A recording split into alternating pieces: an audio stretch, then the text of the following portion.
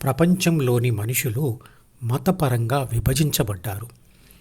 దేవుడు మనకంటే భిన్నంగా ఉన్నాడు మరియు ఆ దేవుడి తత్వం మన తత్వం కంటే భిన్నంగా ఉంటుంది అనే భావం ఏర్పరచుకున్నారు.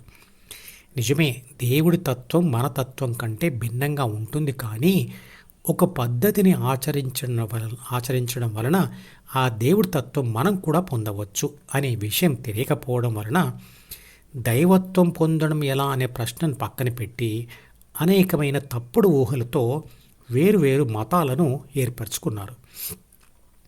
అసలు దేవుడు అనే భావం ఎందుకు ఏర్పడింది?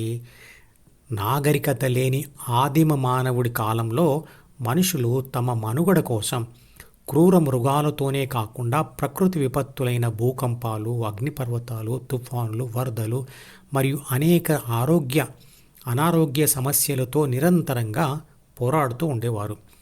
తరచూ అనారోగ్యాలు, అకాల మరణాలు సంభవిస్తూ ఉండేవి. అందువల్ల ప్రకృతి పట్ల భయం ఏర్పడింది. ఎవరో శక్తివంతమైన వ్యక్తి ఇవన్నీ చేయిస్తున్నాడని భ్రమించారు. ఎలాగైతే మనుషులు తమను ఎవరైనా సంతోషపడితే వారికి మాత్రమే సహాయం చేస్తారో, అలాగే ఆ క్రూర జంతువుల మరియు ప్రకృతి భయాల నుంచి కాపాడడానికి తాము పూజిస్తే తమను కాపాడే అంటే వరాలిచ్చే దేవుడు ఉన్నాడు అనే భావాన్ని సృష్టించుకున్నారు. కానీ ఇంతవరకు ఎవరూ దేవుడిని కళ్ళతో చూడలేదు, చూడలేరు కూడా. ఎందుకంటే ఏ మతంలో వాళ్ళు పూజిస్తున్న దేవుడైనా సర్వాంతర్యామి, నిరాకారుడు, నిరామయుడు. అదే విశ్వశక్తి.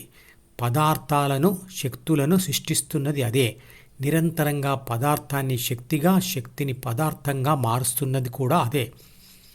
మన శరీరం పదార్థంతో చేయబడింది. ద్వితీయ మనసు ప్రాపంచిక అనుభవాలతో, ప్రాపంచిక ఆత్మచేత రాయబడిన అహంతో కూడిన జ్ఞాపకాల పుస్తకం. ఆత్మశక్తి విశ్వశక్తి నుంచి వచ్చింది. విశ్వశక్తియే పదార్థ రూపంలో మరియు శక్తి రూపంలో విశ్వమంతా వ్యాపించి ఉంది. మరి ఉన్నది ఒకటే అయినప్పుడు ఆ ఉన్నది కూడా మతాన్ని ఏర్పరచలేదు, నిర్లిప్తంగా ఉంటుంది అన్నప్పుడు దానికి దేవుడు అని పేరు పెట్టి ఆ దేవుడు కూడా విభిన్న మతాలకు విభిన్నంగా ఉన్నాడని ఊహించుకొని దాని గురించిన వాదనలు ఎందుకు, దానికోసం పోరాటాలు ఎందుకు? ఎవరు పూజించినా పూజించకపోయినా భూమి పుట్టక ముందు నుంచే, అంటే మనిషి పుట్టక ముందు నుంచే దాని పని అది చేసుకుపోతూనే ఉంది, అలాగే ఉంటుంది కూడా ఎప్పటికీ. మతం ఏర్పడడానికి ఆధారం దేవుడు కాదు, కానీ దేవుడి తత్వాన్ని లేదా దైవత్వాన్ని సాధించిన ఎవరో ఒక మహానుభావుడి బోధనలు విన్న శిష్యులు గురువు చెప్పిన దానిని వారి వారి విశ్లేషణ శక్తికి అనుగుణంగా తప్పుగా అర్థం చేసుకొని భిన్న ఆచార వ్యవహారాలతో, నమ్మకాలతో మతాలు మరియు మత నియమాలు ఏర్పరిచారు.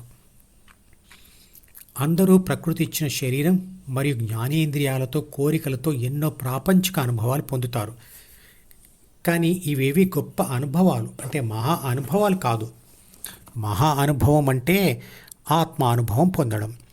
నేను శరీరం అంటే పదార్థాన్ని కాదు, శక్తి స్వరూపాన్ని అని అనుభవంతో తెలుసుకోవడం.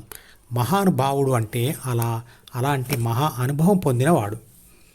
విశ్వశక్తిని అంటే దేవుడిని పూజించినా పూజించకపోయినా ఆ దేవుడి పనితీరులో ఏ మార్పు ఉండదు. సూర్యోదయం మరియు సూర్యాస్తమయం జరగవలసిన సమయంలో జరుగుతూనే ఉంటుంది. విశ్వంలో జరిగేవన్నీ జరుగుతూనే ఉంటాయి. ఎందుకంటే రాతి యుగం కంటే ముందు దేవుడు అనే భావం లేనప్పుడు కూడా మనుషులు ఉన్నారు. అలాగే మనుషులు లేనప్పుడు కూడా దేవుడు అంటే విశ్వశక్తి ఉంది. విశ్వశక్తిని అంటే దేవుడిని పూజించినా పూజించకపోయినా ఆ దేవుడి పనితీరులో ఏ మార్పు ఉండదు. కానీ ఆ దేవుడిని పూజించడం వల్ల మనకు కలిగే లాభాలను మరియు పూజా విధానాన్ని సరిగ్గా అర్థం చేసుకొని పూజిస్తే, అంటే దైవత్వాన్ని పొందే ప్రయత్నం అంటే ధ్యానం చేస్తే ఆ లాభాలు పొందవచ్చు. ఈ విషయాలన్నీ మధుపదం యూట్యూబ్ ఛానల్ వీడియోలలో వివరించబడ్డాయి. ఇలా చేయడమే ఆ దేవుడికి లేదా దైవత్వం పొందిన మహానుభావుడికి చేసే పూజ లేదా ఇచ్చే గౌరవం. ధ్యానం వల్ల పొందే అనుభవమే మహా అనుభవం.